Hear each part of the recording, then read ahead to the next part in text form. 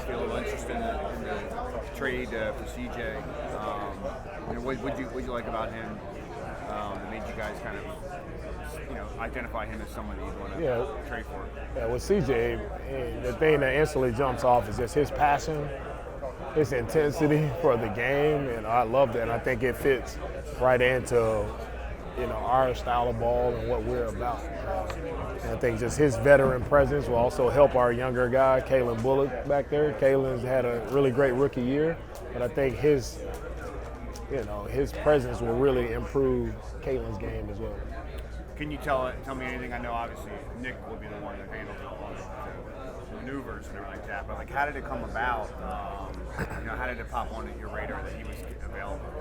Yeah, it was Nick, most of that Nick and how he did that, but I got word that it was a possibility that it may happen, and I was definitely fired up about the opportunity to be able to work with CJ. Seeing him do it at a high level in the league for a long time, and Philly's just coming off of the Super Bowl run, seeing his impact that he had on the team, it was really intriguing to me that we could add him to our team.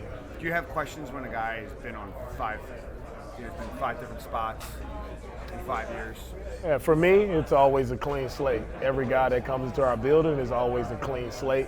I don't know all the ins and outs of what happened at every spot, and why you're on multiple teams, but to me, it really doesn't matter because I treat everyone the same with respect, open arms. You come into our building, right? It's a fresh start. It's our first time together, and that's how I'll judge it from here moving forward. What can you tell, Philly, or tell me about Kenyon Green?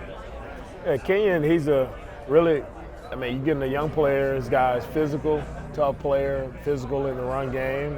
He's a young player who's definitely ascending. Came off some injuries that he's improved. He's worked himself back to get into really good shape, and I think his best ball is still ahead of him. Is he one of those guys where you just feel a better news environment could benefit him? I think that's helped a lot of people. You get a new, clean start, new place, new city. I think it's helped a lot of guys, and I'm really hoping that Kenyon can benefit from that. DeMeco, back to the previous question about Nick. Were you surprised that you all share so many similarities and when you first met him? Were you surprised that you shared so many similarities? Yeah, I was surprised that we share a lot of similarities because I'm coming into a new situation where I didn't know Nick previously, and so you don't really know, kind of what you're going into, but the relationship from our interview, from the first moment we interviewed through where we are now, is just grown tighter and tighter, and to have that bond and that chemistry and that seeing the game out of the same lens has really been, a huge blessing for me. It's so easy to work with, and that's a blessing because head coach and GM, as we all seen, if you want to be successful, the head coach and GM have to be in tandem and have to be on the same page, have to be tied together, and we are. And that's what I think everybody sees in our organization, and we don't make a decision without consulting each other. And so it's been really, really cool to work with Nick. In terms of style of play with Christian Kirk, what do you see from his style at the receiver position? And on that topic, do you feel like there's some guys in the draft that could help you guys potentially? I see how you slipped that in there, Aaron.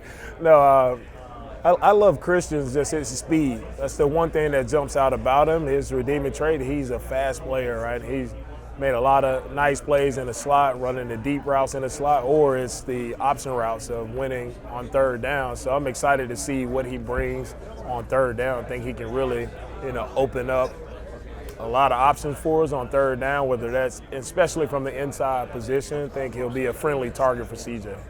From your perspective, I'm curious, with defensive coaches in terms of coming up with a schematic on the offensive side, how do they kind of go about developing that schematic standpoint? How do, from your perspective, defensive coaches go about developing the offensive scheme? Defensive coaches? From your perspective, how do defensive coaches usually go about developing the offensive scheme to implement onto their team? I think as a defensive coach, you're talking about when you speak about offensive schemes, you just, from watching so much film and seeing so many different offenses and seeing, first and foremost, like what hurts you as a defensive coach, you see there's like, oh, all right, we need to implement these things. I know certain things that put defenses in a bind when it comes to communication, whether that's formations, different type of motion, not just motion, but the varying speeds of the motion, the snap points of when you're doing it. So there's a lot of different things that can put a defense in a bind when you talk about communicating. And if guys aren't on the same page, you can end up with a easy throw and catch or an easy run because you put guys in conflict. Coach, we cover the Commanders, and obviously with Laramie going there, and a young quarterback in Jaden Daniels. What do you think that's saying for that offense with having Laramie back there to cover his blind side? That offense will definitely be improved because Laramie is a really good player. It's tough for us to lose Laramie. So you're getting a really good player there in Laramie. You talk about arguably one of the best one-on-one pass protectors, in the NFL. So I think Jaden will definitely benefit from having Laramie protect his blind side. DeMeco, sorry if you were asked this already, but CJ Gardner-Johnson, what are you getting in him and what attracted to you guys? What attracted you about him too? Oh, too late, man. I already answered I know, that. I'm sorry. Too late, man. A lot of CJ, a lot of Philly people want to know. Yeah, people are sad he left. I should be asking you guys. You guys are upset he's left, so I'm excited to get him. No, CJ, as I mentioned earlier, man, I feel his passion for the game, his love for football, it jumps off the tape. So I'm excited to work with him. Excited to see, what he brings to our team. Talk about a guy now, Super Bowl experience. So to add guys like that to our team and where we're trying to get to can only enhance all of our guys. Thank you. So with you obviously choosing Nick Kenyon, how much of the things that you just mentioned in terms of what you want and to kind of have, how much did he kind of show that in the meetings that you had with him that made you ultimately land with him? Really excited to add Kaylee to our staff. And with Kaylee having very multiple backgrounds, he's coached on the defensive side, he's coached multiple positions on the offensive side. So he understands what I spoke about of putting defenses in a bind, right? Making it tough on defenses. I think it also helps him, having experience with one of the best coaches in the league, Coach Bill Belichick, also Coach Sean McVay. So he has a wide variety, a wide background where we can go a lot of different ways with the offense. We can really fit the offense to the skill set of our players and put them in the best position to showcase their skill set and really just be able to morph and develop into whatever we need to. He has that capability. Hey, can I ask you, as a defensive guy, what you think of the tush push? It's hard to stop. Tush push is very hard to stop. Joe Sirianni and the staff there, they've done a really good job of finding a way to gain an advantage, and it's worked really well for him. And it works really well also because of Jalen. I mean, he makes that work. He's such a strong quarterback. He finds the right way to get down and not take a hit. So they've done a really good job with it. You probably know what the follow-up's going to be. No, you answer it. I'll ask you. What do you think you should be banned? It's a tough play, and it's hard to penalize a team for doing something really well. Do you ever prepare for that play when you're facing other teams, or is that really an Eagles thing? It's really been an Eagles thing, for the most part. Playing the Eagles there in the NFC Championship game a couple years ago, prepare for it then, and trying to strategize and find ways to stop. It's hard to say you can stop it, but I think can you stop it 2 times? That's the key. You can maybe stop it once, but stopping it 2 times is definitely hard. Can I ask you about Stefon Diggs? What was your experience like coaching him this year? Yep, thank you, man. Working with Stefon, it was a pleasure working with Stefon. He was one of the best competitors I've been around. Brings a ton of great energy to practice. He's a worker. He loves to work. Even being a veteran guy, he shows up every day playing playing hard in practice, and it shows up in the game. A guy you can count on, especially in those third down critical moments. A guy you can count on to make plays for you. Was that tough seeing him go down, and how did he attack it after that? Yeah, for me, it's always tough anytime you see any guys go down, and Steph being one of our top players, one of our leaders on the team, seeing him go down non-contact, it was very difficult to see. But I know he's been working hard through the off-season process of getting himself back, ready to go. And were you guys hoping to bring him back? Or Yeah, for sure. We don't want to get rid of good players, so Steph was a good player. It's hard to see him go. Wanted to get him back, but it didn't work out that way. But wishing him well in New England. In that same vein, you don't want to lose good players. What went into the decision to trade Laramie Tunsil?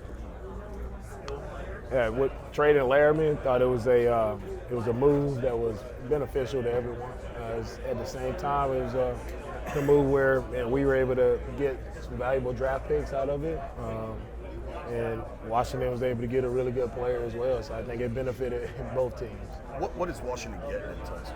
Yeah, you get one of the top one-on-one pass protectors in the NFL, so I think you'll definitely benefit Jaden from having a guy who he knows can protect his blind side. Coach, you mentioned losing Stefon, but Christian Kirk, obviously, what does he bring to your offense? Yeah, Christian brings an explosive playmaker to our offense. He's fast, he knows how to win in a slot, and he's an easy target for CJ. He knows how to get open, so I'm excited to work with him. He's a guy he's about the work. Like, he's coming in, he's excited to come in and compete and to help us reach our goals, so I'm excited to work with him. Where's Tank in his recovery? Yeah, Tank's doing well mentally. Tank is doing really well. He's around the building every day with a huge smile on his face. He's working as hard as anyone as I've seen of trying to get himself back and ready to go. We'll see how that process continues to go, but the main thing is he's doing well mentally. And the physical part, the rehab process, he's putting the work in to put himself in position. Whenever he comes back, he'll be ready to roll. Thank you. Coach, I'm curious, how the process of, when you have a young quarterback comes in, you're a defensive guy, you've also had the young quarterback. What's it like for a defensive coach to go and kind of study a guy like that, and conversely, when you have a guy like that, how do you help them and make sure you have the roster around? Yeah, Jaden, and he's a dynamic young quarterback. I think Jaden has benefited from playing a ton of football in college.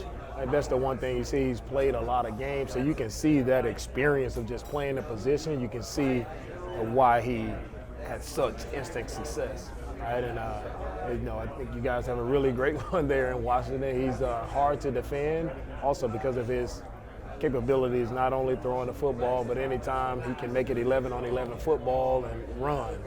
Right? So his scramble ability, his athletic ability really sets him apart from a lot of the other young quarterbacks, and I think he has a really, really bright future. To go to the NFC Championship game as a rookie, it says a lot about him. You guys have a great. Is there anything that you learned this year in terms of how, like with CJ, for example, building around him that that can apply to some other situation like this? Like, what's the key to helping them grow? I think the key is with any quarterback, it's surrounding them with the right people. Not just offensive line, but just surrounding them with playmakers on the outside, running backs. So you surround the young quarterbacks with just talent. Also on the defensive side, you want to make it easy on them, have a good defense. And that's what you guys have done there in Washington. That's what we're trying to do here in Houston. Is surround a good quarterback, a young quarterback, good defense, playmakers around him, and that'll help them be successful. Coach, why did you guys seek out Christian Kirk, and what does he bring to the table for you guys offensively? I've answered this question about 8 times, but it's all good. Christian is an explosive player. Really watching Christian from back in his Arizona days, he brings explosiveness, he brings speed, he brings the ability to win on third down. So I'm excited to work with him. How much is the division changing? You guys obviously have won it the last couple of years, but obviously Jacksonville, Liam, and the quarterback situations around the league.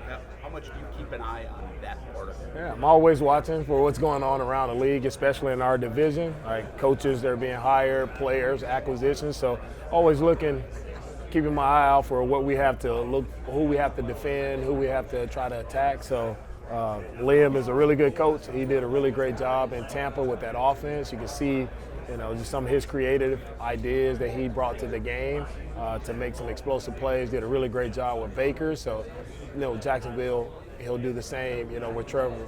So it's going to be tough. We're getting some really good coaches in our league with Callahan, Liam, also Shane. You got, 3 really great offensive-minded coaches that know how to move the ball and score points. So making it hard on a defensive coach here. DeMeco, on the tight end position, do you feel like you guys could get more out of the group that you have? That it could be more and more production? Maybe does Nick obviously has a background with tight ends? How do you feel like that could go? With our tight end group, I'm really excited to see Brevin and what Brevin will bring this year. I thought he was on track to have a really great year last year. Unfortunate injury that happened to him in the game.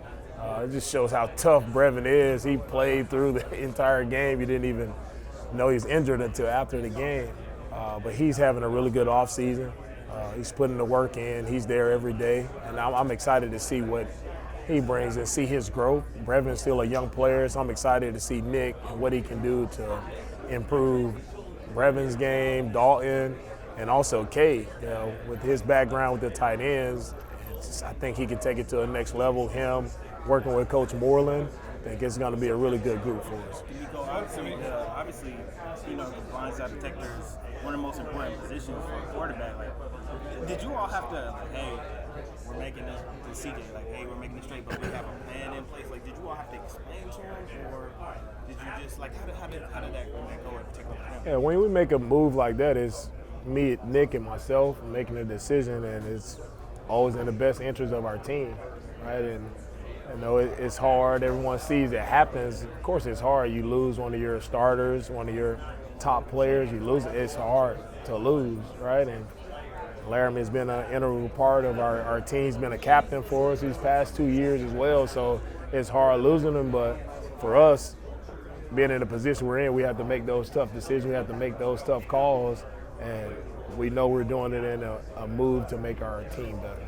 When you look at the potential of an 18-game schedule, from a coach's standpoint, obviously a former player, what are your thoughts on if the league does decide to eventually go to 18 games and only 2 preseason games? From playing in the league, when I played 16, it was a long season.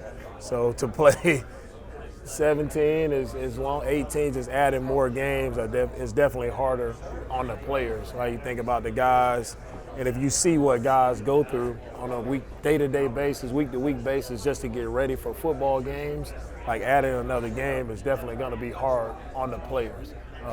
Not my decision to make, but just from my perspective and what these guys have to go through and what they put their bodies through, it'll be really tough to ask the guys to go do another one. Would losing a preseason game from a coaching standpoint, would that do a lot in terms of how you're looking at constructing your roster, the opportunities, maybe some guys you got on the back end of the 6th, 7th round picks, or do you feel like by that point you've got a pretty good idea and it wouldn't matter all that much in just that game? Yeah, preseason, training camp is about, really building your team, finding who's training camp is great for a lot of young guys to develop. And so we need as much training camp, getting those guys in actual games. I think it helps our young guys a lot. The veterans, those guys have done it. So not so much for the veteran players. We get that done in our joint practices. But for our younger players, they really need the preseason to help improve their game. When you are negotiating a trade with the Eagles, like you guys did, and there's some unknown, you might want to know why they're willing to give up CJ. They would want to know why they're willing to give up Kenyon. Does your relationship with the Eagles help? Is there some truth there?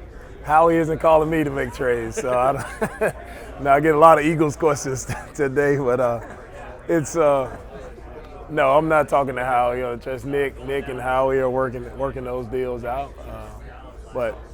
For the Eagles, you guys getting a good young player in Kenyon. I think his best ball is ahead of him. Getting a change of scenery will definitely help him. And, we're getting CJ, who I feel like is a really talented safety, and there's a need for us to improve our safety position, and CJ definitely fits that need. Thank you. Thank you. Speaking of trades, I cover Washington. How are you guys able to keep that trade so under wraps. It seemed like nobody had any clue. How long now did you kind of have a sense that could go down? That you guys might trade Laramie? Well, we don't. We want to make sure everything is under wraps. We don't want to just tell everybody, show everyone our hand anytime, any acquisitions and things we're doing. We'll keep that close to the vest as possible. That's myself and Nick talking through those discussions, so no one else knew about it. When you think about the offensive line for like a rookie making the jump from college to the pros, what kind of challenges does a rookie offensive lineman have? And then what's your willingness to have a guy maybe play a position that he didn't play in college at the pro level? Yeah, that's a great question. The biggest challenge, I think, for an offensive lineman making a jump to the NFL is the D lineman you're going against. It's a ridiculous amount of talent at the speed, the physicality of the defensive line. It's changed. You're going against, especially the interior rushers. Like there is some, and it's every down. And most D lines now, you're trying to rotate 8 guys, and O lineman you don't get a break. So it's tough for guys. Guys have to be mentally definitely strong to, if you get beat, like how do you come back? O-line is the one position that doesn't rotate. They're not leaving the field, so to have that competitive fortitude to just stick with it down after down, it takes a lot for a young O-lineman, and it's going in training camp, right? You have to prepare. You got to put the pads on. You got to work against quality D linemen in training camp. You got to go through those one-on-one periods to improve your game, right? And that's the thing I always speak on is iron sharpening iron. So if we get a young offensive lineman, whatever position, tackle, guard, like you're going to go against some top talented guys, and hopefully it should make you better and more prepared for when you start the season. On the note of the defensive linemen, are you noticing, because I know the strength of this year's draft class, like specifically first round, people are talking about the defensive tackles.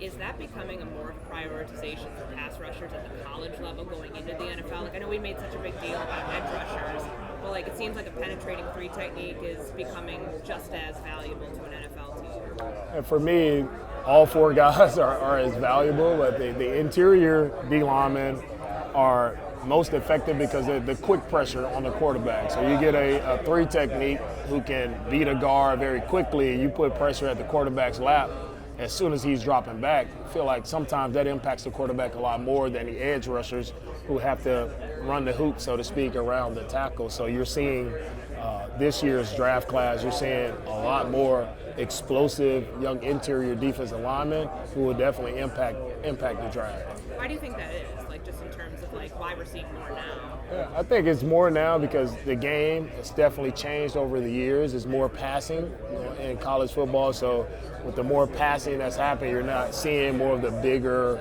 run stuffing, nose tackles who just have to hold one gap. God, you have to be athletic enough to run the quarterbacks down. As quarterbacks are scrambling and running a lot more, so you can't have D tackles who are just playing the run. You got to be able to do multiple things. So that's being stout versus the run, but also having that quickness and explosive twitch speed to go chase down the quarterbacks as well. DeMeco, I know you talked about having the importance of having one voice in the offensive line.